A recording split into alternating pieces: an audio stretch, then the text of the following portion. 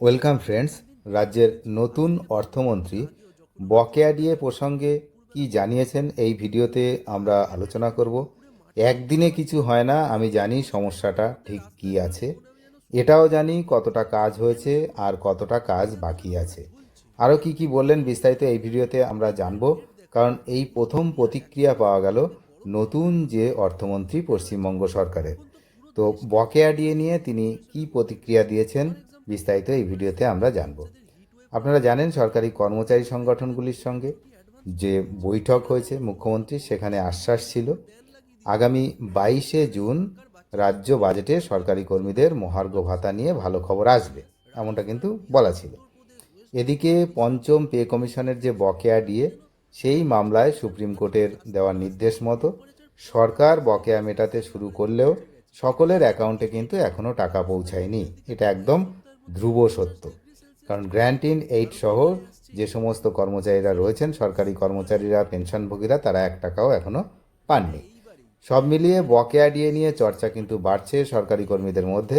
আর এর মধ্যেই এই ইস্যুতে প্রতিক্রিয়া দিয়েছেন রাজ্যের নতুন যিনি অর্থমন্ত্রী স্বপন দাশগুপ্ত।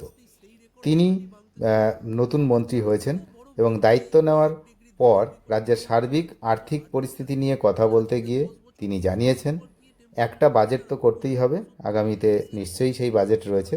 রাজ্য বাজেট নিয়ে একটা সমস্যা হয়ে আছে, জিএসটি তো আর আমাদের হাতে নেই।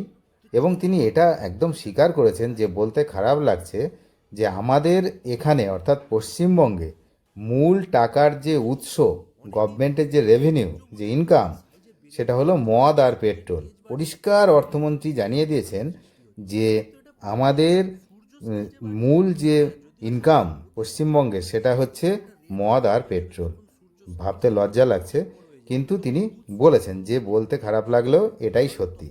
তাই এখন আমাদের ইনকাম বেসটা বাড়াতে হবে, এটা তিনি বলেছেন যে অন্য অন্য কী উপায়ে আমাদের ইনকামটা বাড়ানো যায় সেদিকে নজর দিতে হবে। তিনি বলেছেন রাজ্যে যে বিপুল পরিমাণে আর্থিক বোঝা আছে তা কিছুটা প্রশমিত করতে কেন্দ্রের সঙ্গে তার কথাবার্তা হচ্ছে এবং তিনি সেখান থেকে কিছু অর্থ সাহায্য পাবে বলে আশা করছেন। সকলের সঙ্গে কথা বলে আগে সমস্যাগুলি তো জানি, তারপর সেগুলো সমাধান করে কিভাবে হবে সেটা সমাধান সূত্র বার করতে হবে।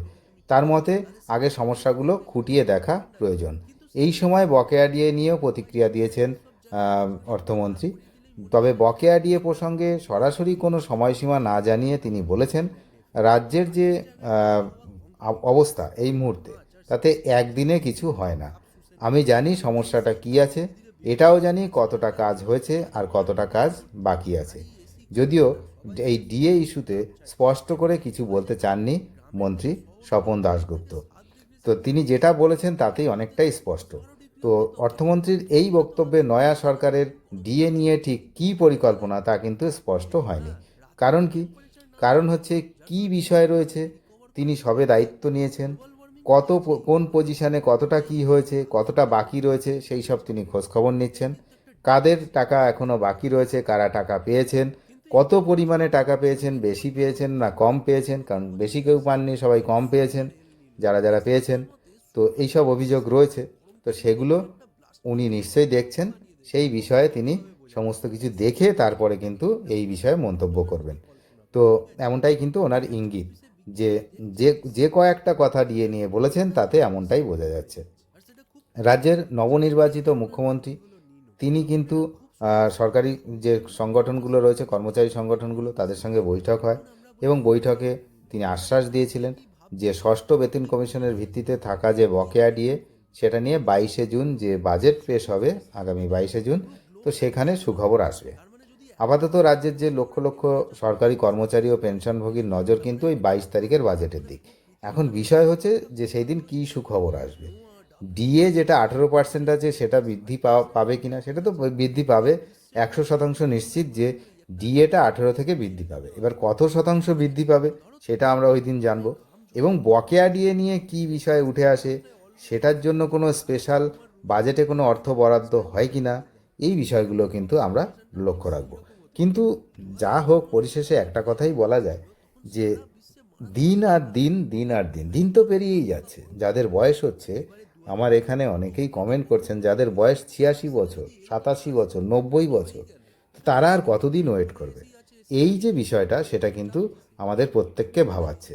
যার বয়স 90-র কোটায়, তিনি আর কতদিন ওয়েট করবেন তার বাকি টাকাটা, প্রাপ্যটা পাওয়ার জন্য? আর কতদিন?